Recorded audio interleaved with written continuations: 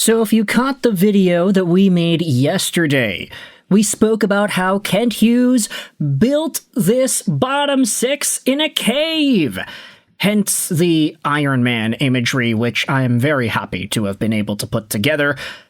But in this video, we are going to continue our conversation on the Montreal Canadiens and their forward core and ask whom it is this team can add. Because it turns out this bottom six, while good, there is always room for improvement, right? So what I wanted to turn your attention to was an article posted on The Athletic and the New York Times. This piece was from earlier in the week, and it talks about NHL trade targets. Which player should each NHL team pursue after the holiday freeze? Now, you can see right here. It's on The Athletic. The Athletic is paid for material. So if you do have a subscription to this website, you can go out there and click the link in the description. You can read the article yourself. But if you don't have a subscription, we have ourselves an article on HabsFanatics.com that goes out there and gives us the scoop as to whom it is the Canadiens are linked to. This article will also be in the description down below. It was written by Elias Edmondson. The Montreal Canadiens are linked to a two-time Stanley Cup champion who could be a perfect fit. Let's scroll down and take a look at the scoop. Montreal-based journalist Arpon Basu has just raised the possibility of a trade involving the Habs and the Calgary Flames. It already feels like the deadline is approaching, and Kent Hughes isn't done shaking things up. Just a few weeks ago, the Canadiens brought Philippe Danault back from LA in exchange for a second-round pick. The Canadiens were looking for help down the middle, but even with that addition, there is still a chair to fill in the lineup. Not a star chair, but one that brings energy and grit. That is exactly where Arpon Basu dropped a name that's getting people talking. Basu was the name that wrote about Montreal in this Athletic article, and he went out there and said the Montreal Canadiens nabbed number 9 on the list when they had acquired Philippe Danault from the Kings 1 hour before the holiday trade freeze. But they still have trade capital, and Blake Coleman plays a hard game. He kills penalties. He can pitch in on the power play, and he has Stanley Cup pedigree. But the real beauty is he has 1 year left in his contract after this one, same as Danault, Brendan Gallagher, and Josh Anderson. By 2027-2028, the Canadiens should be ready to truly hand the team over to their youngest players. Until then, players such as Coleman and Danault can help serve as a veteran bridge.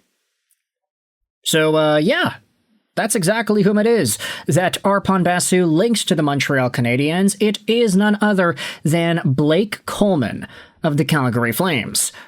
Coleman is 34 years old, and his fit for Montreal is easy to understand. He carries a $4.9 million cap hit, and his contract expires this upcoming season in 26-27. This season is in Calgary, and he's got 21 points in 42 games, putting him on pace for roughly 26 goals. If you go back to 23-24, that season he had scored 30 goals in 78 games. A true calling card. This article goes out there and says that the Canadiens wouldn't just be buying goals. Coleman has already won the Stanley Cup twice, in 2020 and in 2021, and he knows what it takes to play when the pressure is on. In a young locker room, that kind of experience always carries weight, especially when you're aiming to go on a real run. The other angle is Calgary. The Flames are stuck in a tough race in the Western Conference. If things continue to slide, the idea of turning a veteran into draft picks becomes logical. Montreal, meanwhile, has flexibility with its picks and prospect pool to build an offer without emptying the cupboard. Is this an idea thrown out there, or a file that could gain momentum? So, I wanted to talk about Blake Coleman a little bit. Calgary Flames forward, winger, 34 years old, sub 6 feet, 198, a left-handed guy with 1 season left at $4.9 million. We all recognize that Blake Coleman was never ever like a top-of-the-line player. I mean, he was a 20-30 point guy in New Jersey. Then he got sent over to Tampa Bay and was half a point a game there when he won 2 straight Stanley Cups. But 2 seasons ago, he did have 54 points in 78 games with the Calgary Flames. That was at 32 years old. This year, he's showing no signs of slowing down, as he is on pace for a better season than he had last year. He isn't scoring as many assists, but he is putting the puck in the back of the net, and for a Calgary Flames team that has been struggling in the ways that they have, you can say that that's pretty useful at this time. But for Blake Coleman and his usage on the Montreal Canadiens, we did speak about this in the Iron Man video yesterday, but this team and this bottom six is already looking really strong. Between Alexandre Texier, who technically isn't a bottom six player anymore, Sammy Blais and Philippe Deneau, alongside of Brendan Gallagher, his old buddy, things are looking really good with how the Canadiens are just working through their systems and their process. But the question still remains, what happens when any of these guys come back? Jake Evans, Alex Newhook, Kirby Dach, Josh Anderson, Patrick Laine even. The Montreal Canadiens have almost an entire top six worth of players available once their injury bug clears up. But for Blake Coleman, he would be an extra one of these guys to have added more pressure on those in the Canadiens organization to one-up each other to fight for roster spots. If you have this pool of guys, and you have this pool of guys coming back, plus a Blake Coleman, it becomes a lot more difficult to make decisions as to who is in and who is out, and that's a good thing. Because for Montreal, right now, I think we can all agree this is an opportunity for them to prove themselves.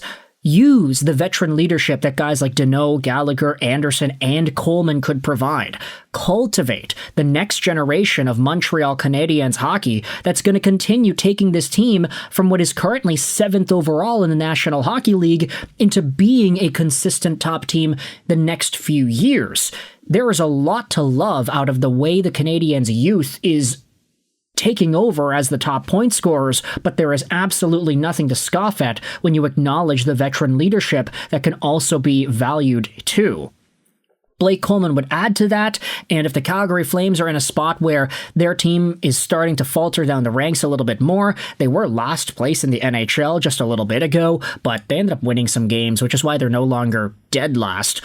Blake Coleman, though, he's on the third line with Coronado and Mikael Backlund. Backlund was hot a little bit last week, but he ended up cooling down shortly after. Blake Coleman, as we had said, he's on pace for a good amount of goals this season. He's on pace for 25. So there's a lot to like out of Coleman, despite the fact that he is technically a third-line player. He is listed here on the top PK. So if Montreal would want to get a little bit more solace with the absence of Jake Evans, you could have Philippe Deneau and Blake Coleman. That'd be pretty good, I'd say, on a penalty-killing unit. The price, I'm not too sure what the price would be. Maybe a first, maybe a second and a half, maybe a nice prospect or two. The Montreal Canadiens have enough young guys to make something work, I would say, so it fits in general. But with that in mind, I want you to let me know your thoughts in the comment section below. How do you think about a Blake Coleman trade to the Habs? Obviously, the Canadiens and the Flames, they're playing together later today, so we will have a first-hand look, if we're Montreal fans, to see what Blake Coleman is all about in today's contest. I want you to let me know your thoughts. How do you feel about this trade idea? Articles are going to be linked down in the description below. I hope you enjoyed this video. And bye.